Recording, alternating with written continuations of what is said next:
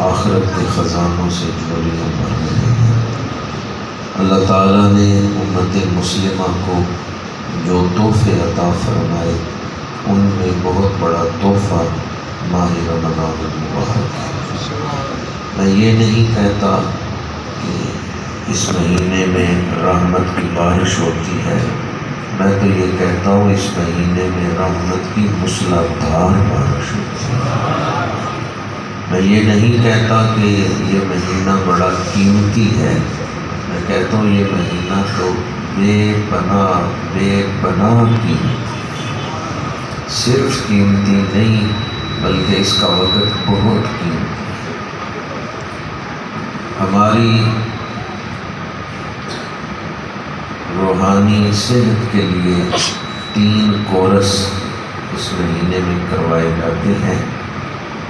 ایک عشرہ رحمت ہے، دوسرا عشرہ مغفرت ہے، اور تیسرا عشرہ دوزخ سے آزادی کا عشرہ ہے۔ جو یہ 3 کورس کر لیتا ہے شعوری سطح پر ماہ رمضان کے فیض کو اپنے اندر جذب کرتا ہے۔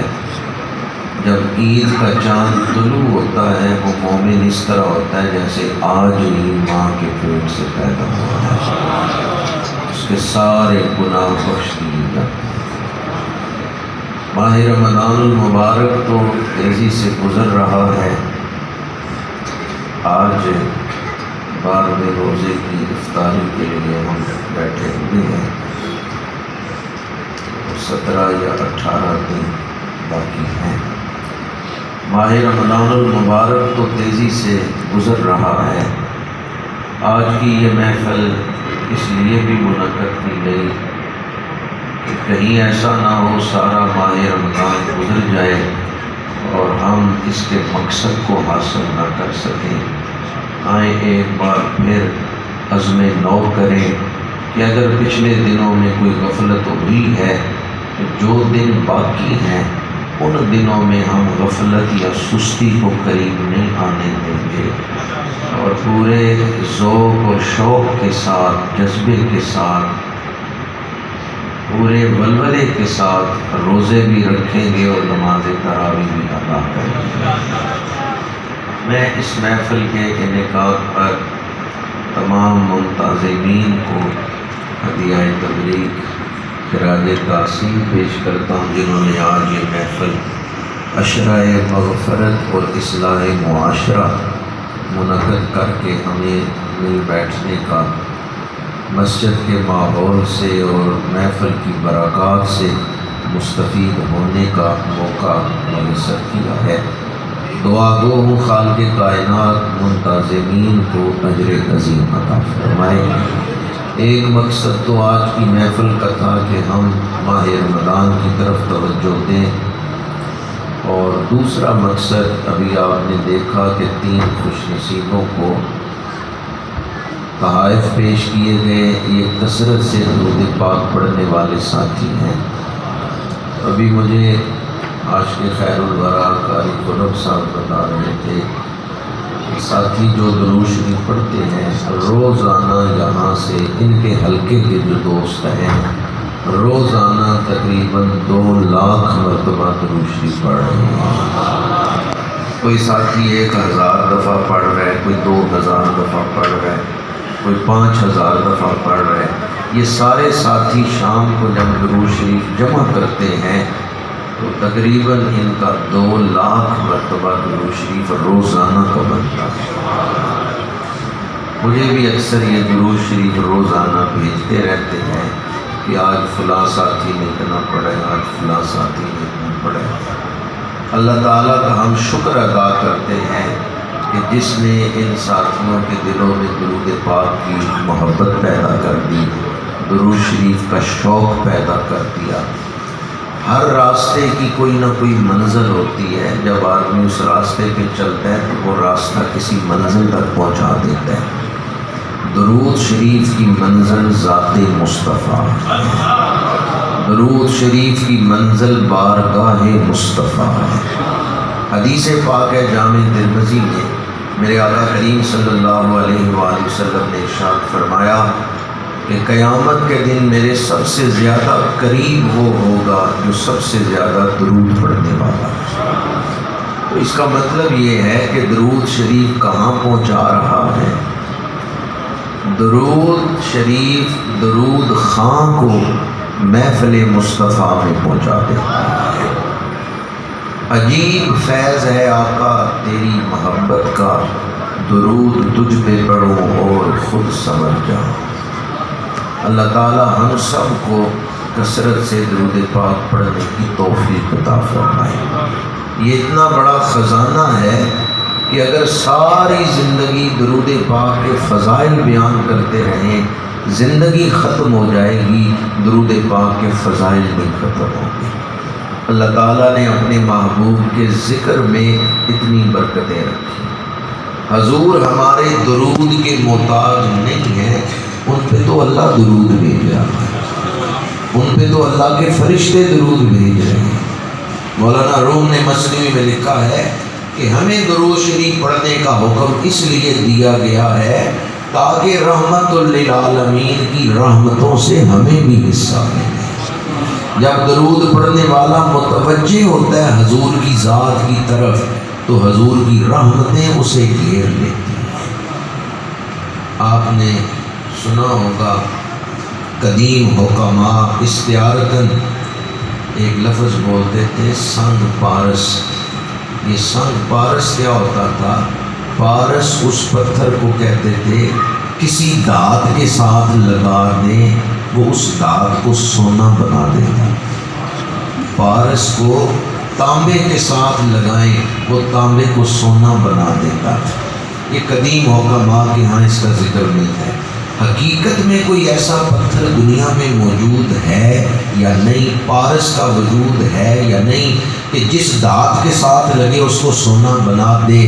میں نہیں یہ جانتا، مجھے اس کا علم نہیں ہے کہ حقیقتاً بھی کوئی ایسا پتھر ہے یا نہیں، مجھے اس کا علم نہیں۔ کتابوں میں ذکر ملتا ہے سنگ پارس کا، لیکن میں اس بات کو جانتا ہوں، اس پر میرا ایمان ہے کہ اللہ نے ایک ایسی ہستی کو دنیا میں بھیجا ہے جو ان سے جڑ جائے گا وہ باکمال بن جائے گا۔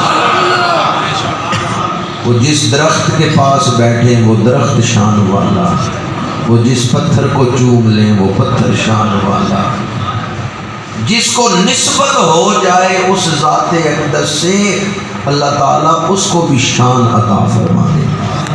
تو درود شریف حضور کے قرب کا ذریعہ ہے۔ اللہ تعالیٰ ہم سب کو کثرت سے درود پاک پڑھنے کی توفیق عطا فرمائے۔ اشرائے مغفرت اور اصلاح معاشرہ، یہ عنوان ہے آج اس محفل پاک کا۔ یوں تو پورا سال ہی اپنے گناہوں کی بخشش اللہ سے مانگتے رہنا چاہیے، گناہ نہیں کیے پھر بھی مغفرت مانگتے رہنا چاہیے۔ مغفرت کا مطلب صرف گناہوں کی بخشش نہیں، بلکہ مغفرت سے مراد بلندی درجات بھی ہے۔ جو بخشا ہوا ہے اس کے لیے جب مغفرت کا لفظ بولا جائے تو اس سے مراد ہے درجات کی بلندی۔ تو یوں تو پورا سال ہی ہمیں مغفرت مانگتے رہنا چاہیے، لیکن یہ اشرا جو ہے بطور خاص ہمیں متوجہ کر رہا ہے مغفرت کی طرف۔ ضرورت کیا ہے مغفرت کی؟ اس دنیا کی بنیاد رحمانیت پر رکھی گئی ہے، آخرت کی بنیاد رحیمیت پر رکھی گئی ہے۔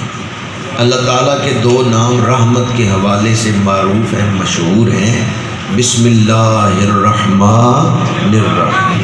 اللہ رحمان ہے، اللہ رحیم ہے۔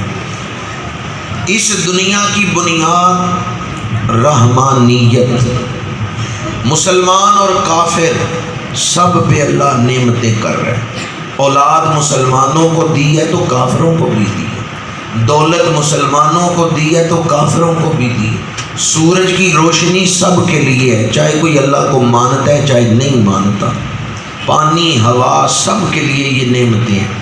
تو یہ ہے رحمانیت، جس میں اپنے بیگانے مسلمان کافر سب کو اللہ دے رہا ہے۔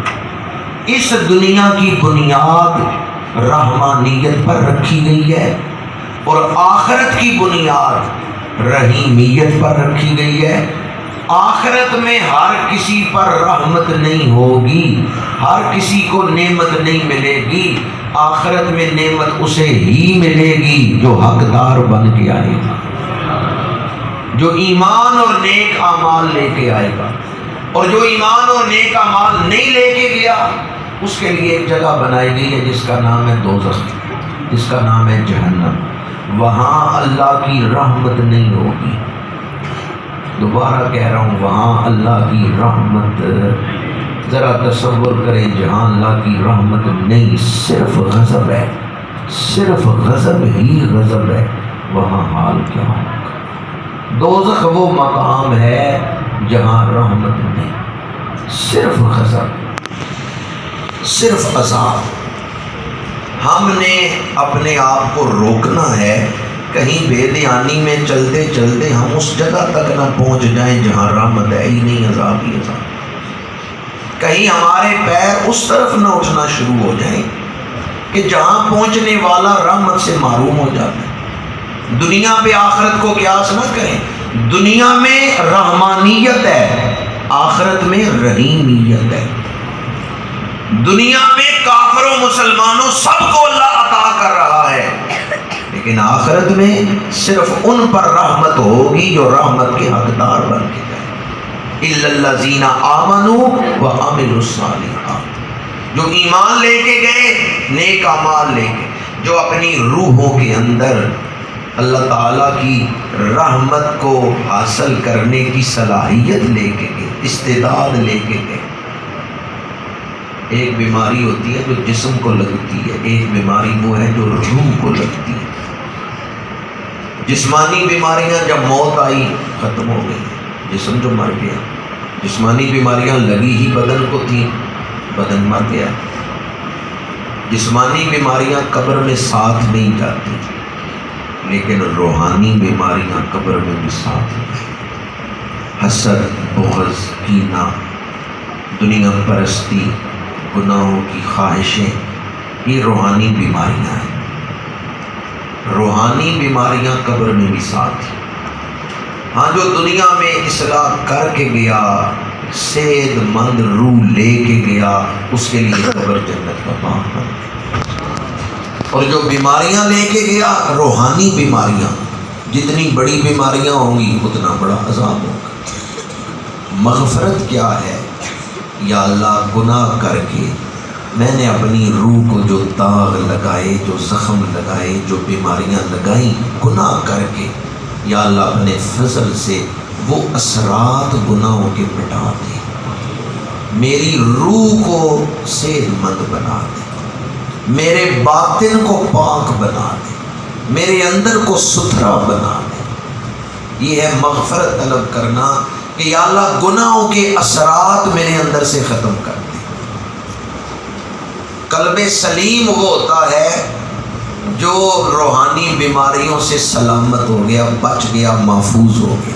قلب سلیم، یوم لا ینفع مال ولا بنون الا من اتی اللہ بقلب سلیم۔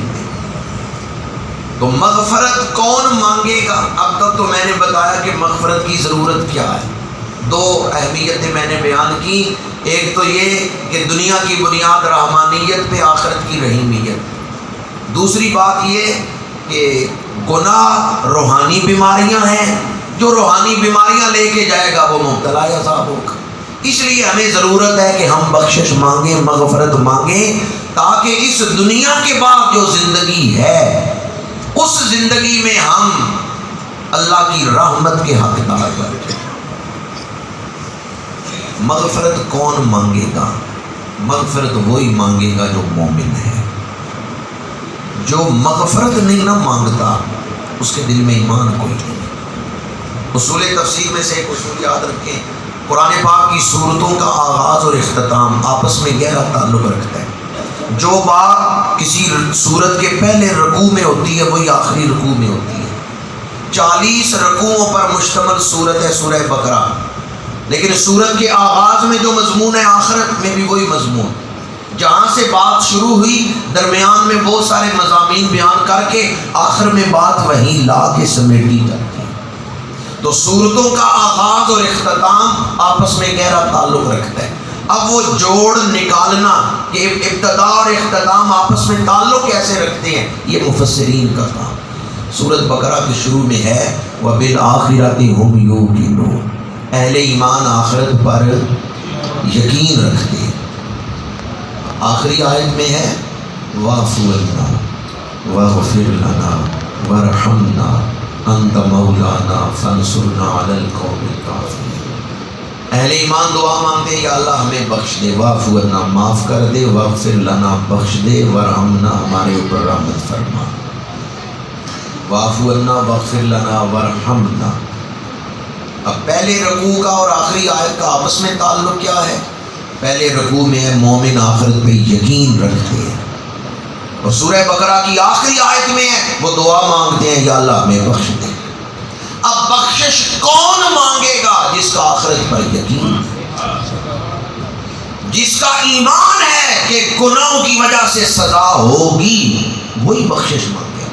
اور جو بخشش مانگنے سے بے پرواہ ہے، جو کہتے ہیں ٹھیک ہے اشرح مغفرت گزر رہے ہیں تو گزرتے رہے، میں نے بخشش نہیں مانگنی، یعنی صرف دھیان ہی نہیں، توجہ ہی نہیں اس طرف۔ دل میں ایمان ہوتا تو بندہ فکر کرتا، دل میں ایمان ہوتا تو بخشش مانگتا۔ حدیث پاک ہے، میرے آقا کریم نے فرمایا مومن اور منافق گناہ کے بارے میں رویہ کیسا رکھتے ہیں۔ مومن گناہ کر لے تو وہ یوں ڈرتا ہے کہ جیسے پہاڑ کے نیچے وہ دبنے لگا ہے، اور منافق گناہ کر لے تو اتنا ہی اثر لیتا ہے کہ جیسے چہرے پہ مکھی بیٹھی اور ہاتھ سے ہٹا دی، وہ اتنا ہی اثر لیتا ہے۔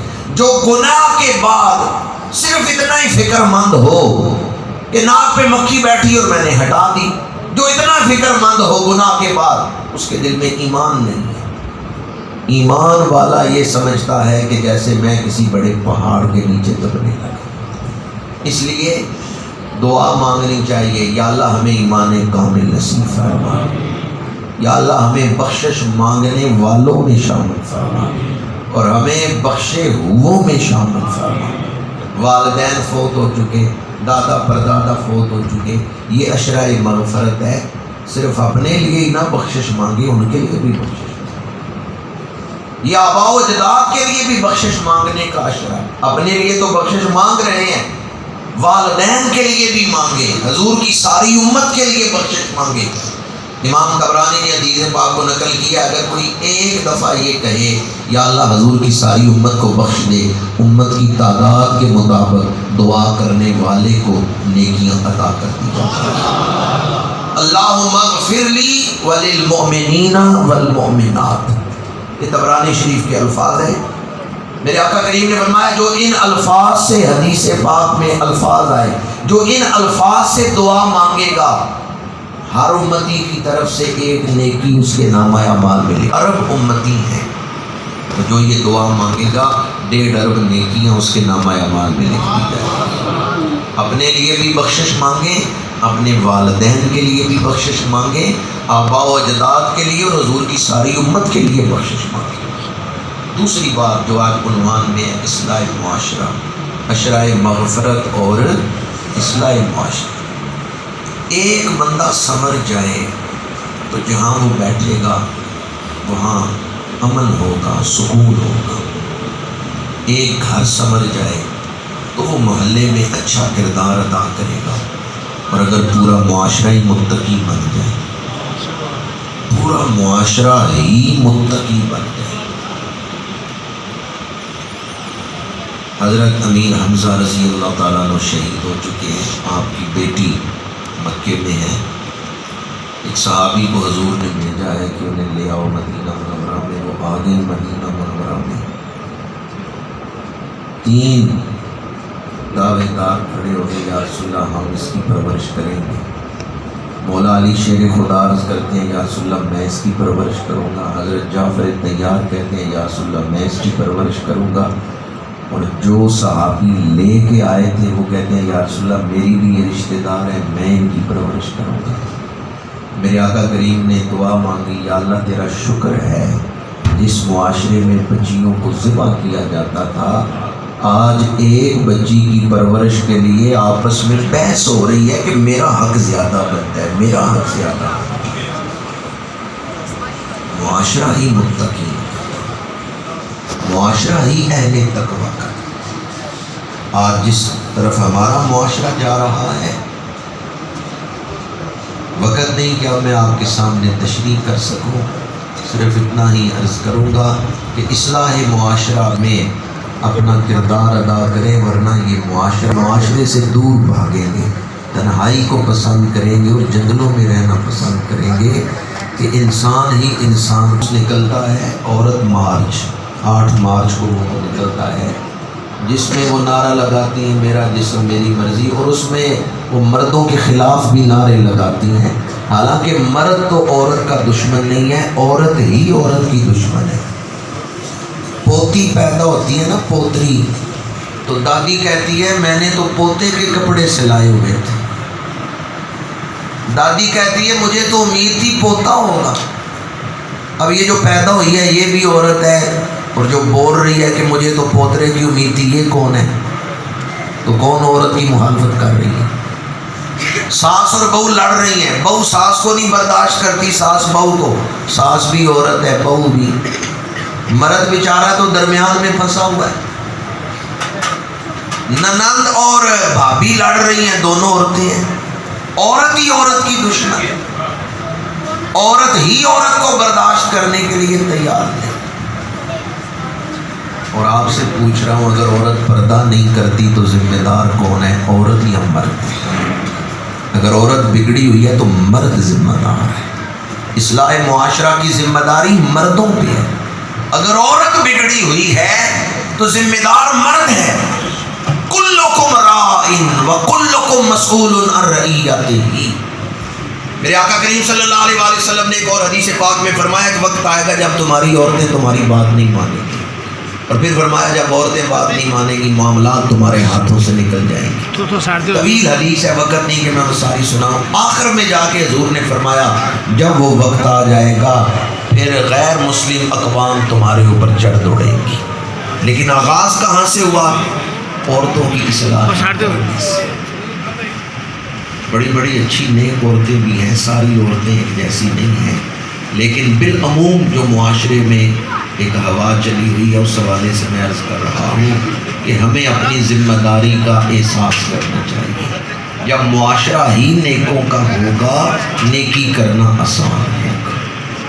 ماہ رمضان کا مقصد تقوی حاصل کرنا ہے، اور اگر کسی نے روزے رکھے تقوی حاصل نہیں کیا تو اس نے روزے کی جو روح ہے اس کو ہی حاصل نہیں ہے۔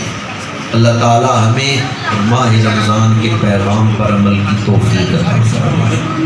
ابھی بھی کچھ نہیں بگڑا، ابھی بھی بہت سارے دن باقی ہیں۔ قبر میں نہ نواز شریف نے آنا ہے، نہ عمران خان نے آنا ہے، نہ ہی کسی اور جماعت نے آنا ہے، قبر میں حضور نے آنا ہے۔ روزے نہ خراب کریں سیاستدانوں کے پیچھے لگ، بڑے غلط موقع پر انہوں نے یہ حالات پیدا کیے ہیں۔ آپ اپنی فوج کے ساتھ وفا